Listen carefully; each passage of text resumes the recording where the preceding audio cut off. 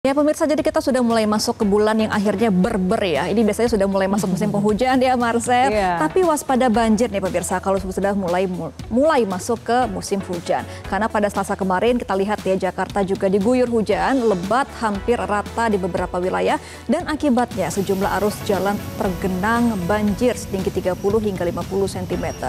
Akibat dari genangan ini pemirsa sudah pasti ya arus lalu lintas menjadi padat bahkan macet. Karena sejumlah kendaraan mogok dan mengakibatkan arus lalu lintas ini terhambat. Serta sejumlah permukiman juga mulai terkena banjir. Dan salah satunya adalah di permukiman Pondokarya, Mampang, Perapatan, Jakarta Selatan. Karena akibat curah hujan yang tinggi dan luapan kali, genangan air juga mulai merendam di kawasan tersebut. Iya, meskipun biasanya pemirsa genangan air ini akan surut seiring dengan hujan yang berhenti, tapi tetap saja hal ini harus diwaspadai ya, mengingat menurut BMKG puncak musim hujan terjadi ada 2 periode nih kali ini, yaitu di bulan November dan Desember 2025 untuk periode pertama, dan nanti di bulan Februari dan Maret 2026 ini juga akan terjadi puncak musim hujan periode kedua. Wah, jadi ini udah harus siap-siap dari sekarang begitu ya untuk mungkin menata lingkungan supaya banjirnya nanti bisa lebih terkendali.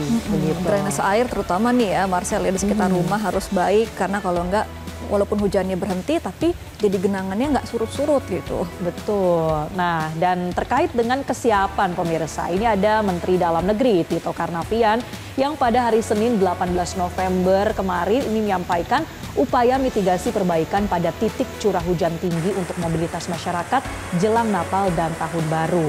Mendagri menyampaikan kepada Kepala BMKG untuk menyampaikan hasil monitoring curah hujan kepada masyarakat dan kepala daerah setiap hari ya. Termasuk juga ada instruksi nih Marcel dari Presiden Prabowo Subianto yang meminta setiap harinya ataupun setiap pemerintah daerah melakukan inventarisasi titik daerah rawan bencana hidrometeorologi dan apel kesiapsiagaan. Hal itu disampaikan oleh Tito di kantor Kementerian Dalam Negeri. Kita akan dengarkan bagaimana statement dari Mendagri Tito Karnavian berikut ini. Rekan-rekan, ini perintah dari Bapak Presiden. Lakukan apel kesiagaan. Apel kesiagaan, dan saya sendiri akan melaksanakannya besok pagi di Cilacap. Dan nanti rekan-rekan saya minta semua daerah. Tolong rekan-rekan, ini perintah dari Bapak Presiden. Lakukan apel kesiagaan. Apel kesiagaan, dan saya sendiri akan melaksanakannya besok pagi di Cilacap.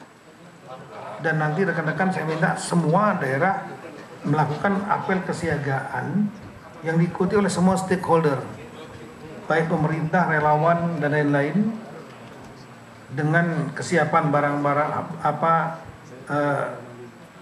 kesiapan peralatannya. Ketika terjadi apa-apa semua udah siap, termasuk juga stok logistik kalau terjadi apa-apa udah kita siap. Kemudian yang terakhir, tolong buat tim lah dari terutama BPBD untuk monitor setiap hari prediksi cuaca oleh BMKG. Kalau saat ini prediksi cuaca BMKG akan curah hujan tinggi di daerah masing-masing, segera melakukan langkah-langkah kesiapan bila terjadi keadaan misalnya bencana longsor atau bencana banjir, terutama hidrometeorologi. Jadi pemirsa, sebelumnya memang di beberapa wilayah juga sudah digelar apel siaga bencana hidrometeorologi seperti yang dilakukan oleh Polda Jawa Barat dan Pemprov Jawa Barat pada tanggal 6 November lalu. Polda Jabar mensiagakan 2.500 personil seiring dengan Pemprov Jawa Barat yang telah menetapkan status siaga bencana dari tanggal 15 September 2025 hingga 30 April 2026. Ya, sementara Pemprov Riau beserta personil gabungan dari polisi, TNI, dan BPBD Riau sudah melakukan apel siaga bencana dengan menggelar alat-alat siaga bencana serta melakukan pengecekan alat untuk siap digunakan kalau terjadi bencana. Nah, BMKG juga memprediksi bahwa potensi pasang ini terkait dengan rob juga ya, selain dari curah hujan, ada potensi pasang yang maksimum pada 20 November 2025 atau esok hari pemirsa, yang dapat memicu banjir rob di sejumlah wilayah pesisir di Indonesia. Menurut BMKG, fenomena ini dipengaruhi oleh fase bulan baru yang meningkatkan daya tarik antara bumi, bulan, dan matahari.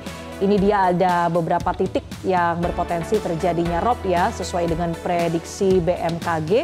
Kita lihat bersama pemirsa. Ada beberapa wilayah misalnya di Aceh, Sumatera Utara, Sumatera Barat, kemudian di wilayah Jawa juga ada potensinya ya, Gemma.